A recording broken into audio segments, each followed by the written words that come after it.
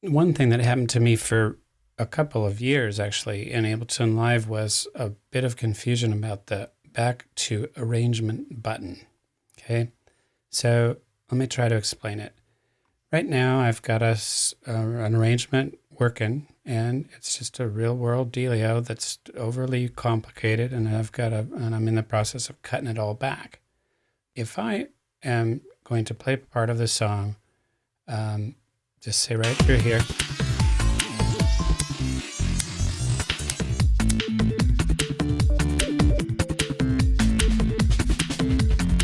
Okay, it's all fine, right? I say to myself, I wonder, why didn't I ever add this little track?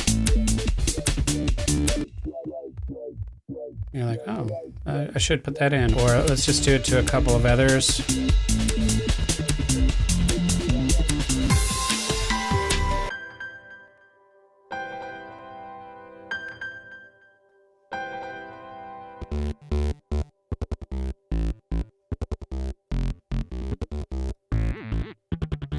Okay, so now what? I have got an arrangement on the other side, and I've got active clips going in this session view. And what happens? I get this back to arrangement button. You've watched me push it before, but when you're in a mix down and you're getting ready to commit, and then all of a sudden you get this button, it's a little unnerving. So let me explain it. So I activated some clips. You can't play a clip from the arrangement and the session view at the same time. There's always a hierarchy, only one at a time, guys. And guess what? Session view always is on top. Okay. So I have these clips. You see the green lights. They're going to keep running. So no matter what is in my arrangement, I'm going to get all those parts running. Listen. There's my predator parts.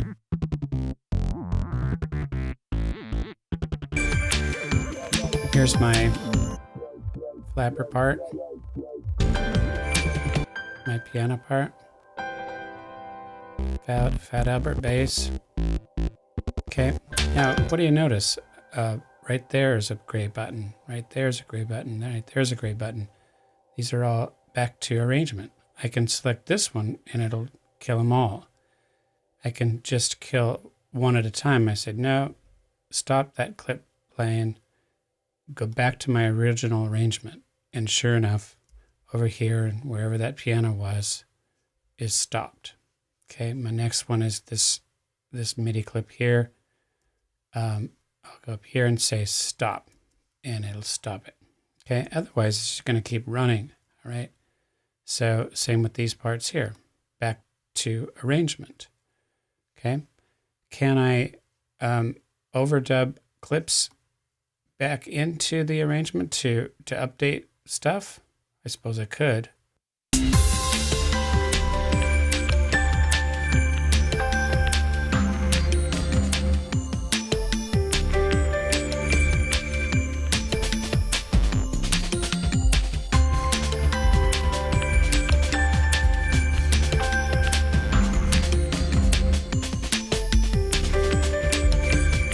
Okay, I was recording, and I go over here, and I've got what? I've got new clips introduced into the arrangement.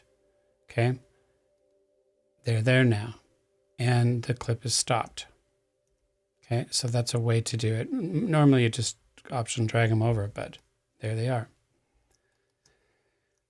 What about the opposite? Here's a little part right here. Let's see.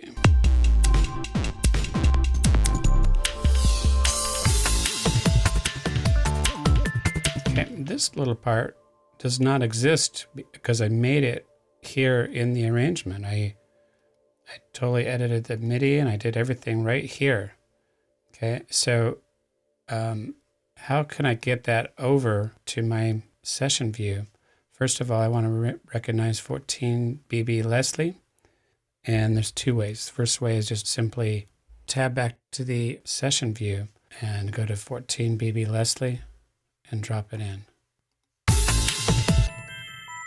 Wrong instrument, that's 13.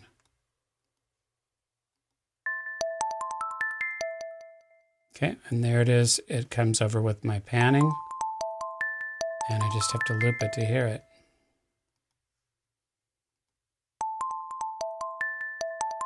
Okay, so that's an example of something that I did in the arrangement, and I would bring it back to the clip. And guess what? Even if I delete it, I still get my back to arrangement button saying, dudes, you just jack those 2 tracks up, okay? So you're getting it. The last way is pretty cool. You just simply, this goes both directions. I'm going to grab a clip, and I'm going to touch down on that icon there. I'm going to put it on 14 Leslie. Okay, and the other holds true. I can take this simple.